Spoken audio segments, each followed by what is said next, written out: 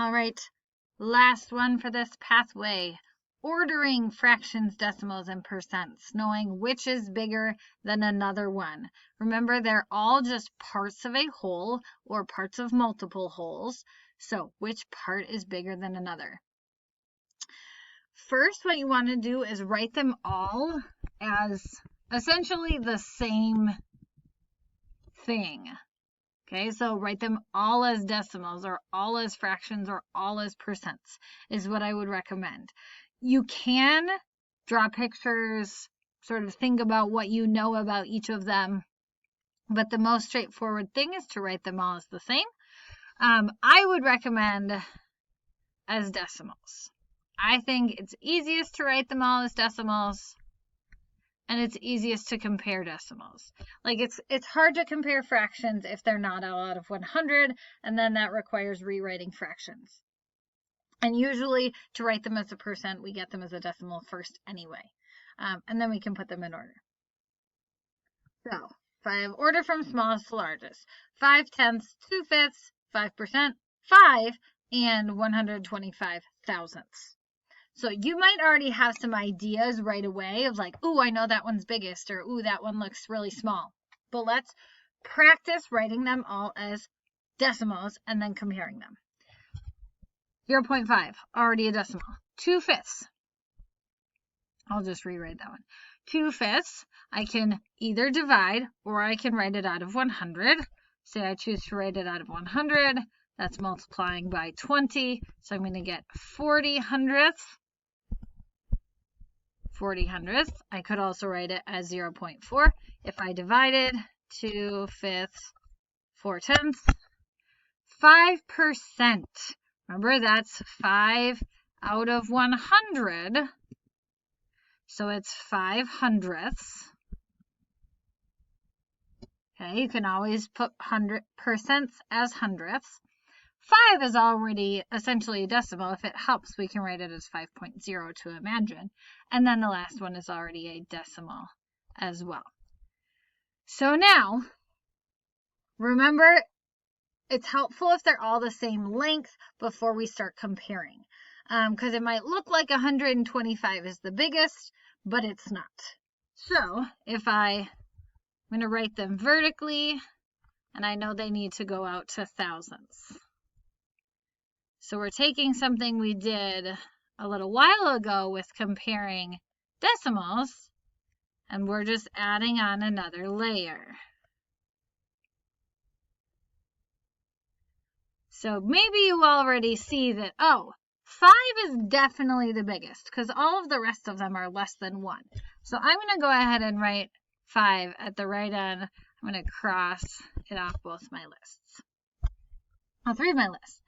So now I can either go back to finding the smallest or do the next biggest. Either one works.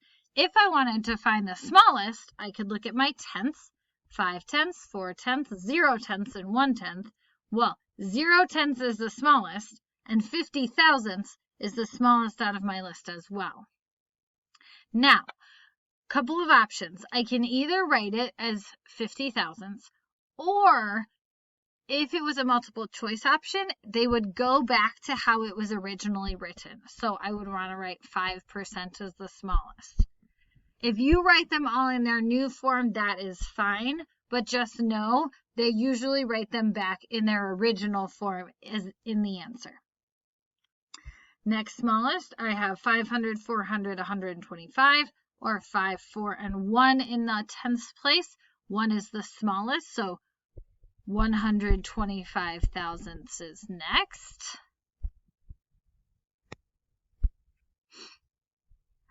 Then I have 4 versus 5. Well, 4 is smaller than 5.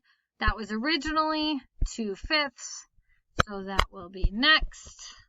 And then 5/10 is next. Okay, so I wrote them all as decimals, then compared my decimals to put them in order. All right, let's do another example. I'm going to do 3 examples.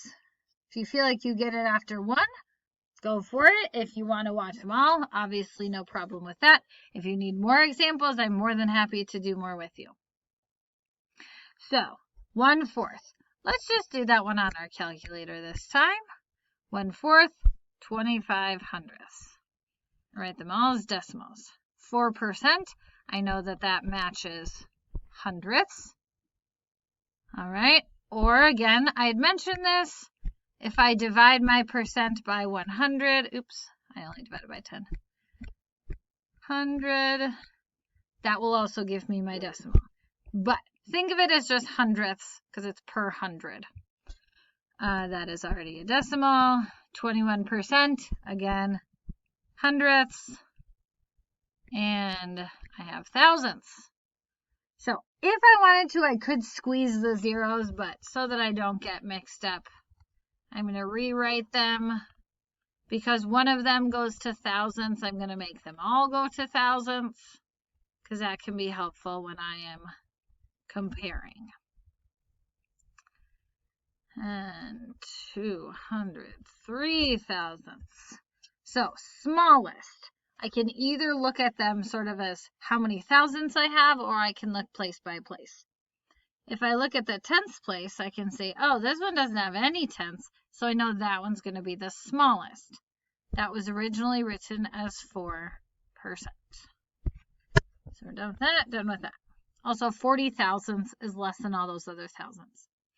Next, I do have 3 that have 2 in the tenths place, but 203 thousandths is less than the other thousandths, so I know that's going to come next. Next, I'm going to have 210 thousandths, which is 21%. Then I'm going to have 250 thousandths, 0.25, which is 1/4.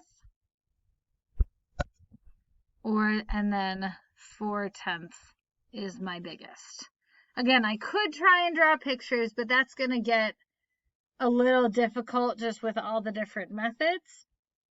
So I would recommend change them to decimals. Comparing decimals is easier, I think, than comparing fractions.